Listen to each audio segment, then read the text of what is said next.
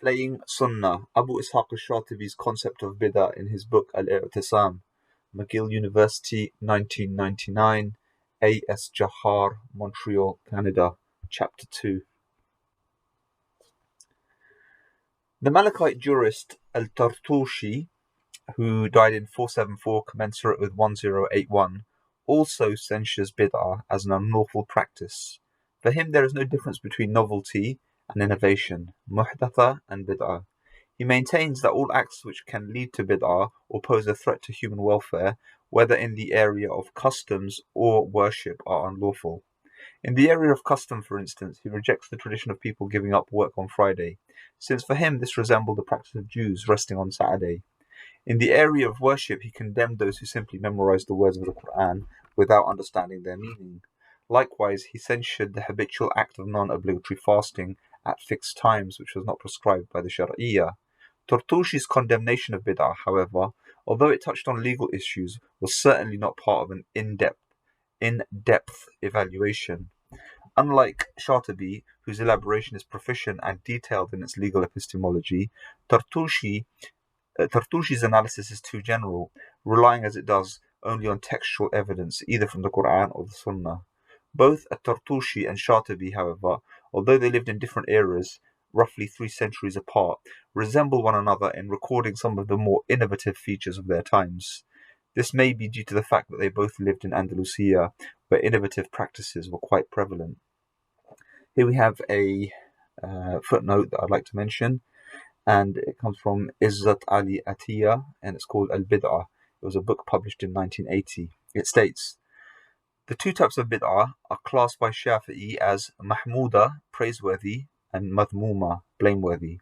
The latter type, in essence, contradicts the Sunnah and is therefore unlawful. Muhdatha, novelty, however, has a broader meaning than does unlawful bid'ah. As with bid'ah, he also classifies it into 2 categories.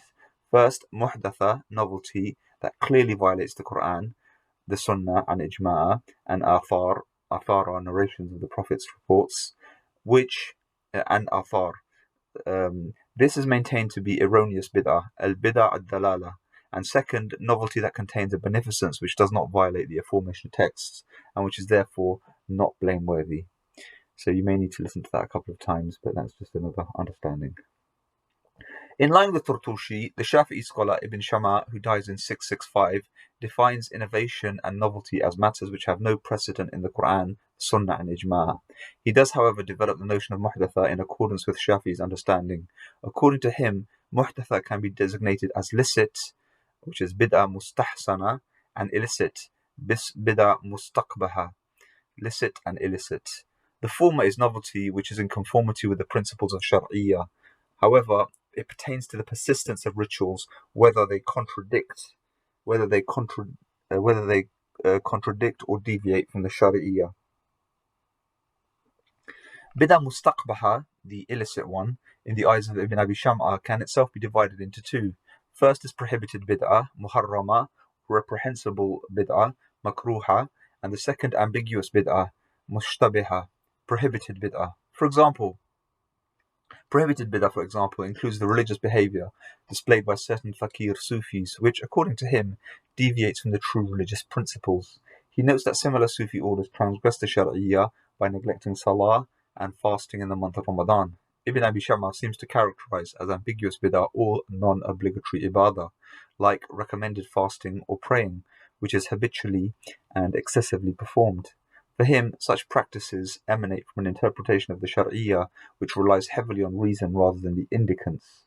Indicants are dalil, adillah, evidences of the Shari'iyah. Most notable in this attempt at classification is his use of legal categories to evaluate the licitness of bid'ah. In short, Ibn Abi Shamma's elaboration of bid'ah represents an effort to synthesize the concepts of predecessors like Turtushi and al-Shafi'i in a legal manner. He is, however, somewhat less than systematic in the way he does so, in spite of his attempt to approach the subject in a more comprehensive manner. Stay tuned for many more parts.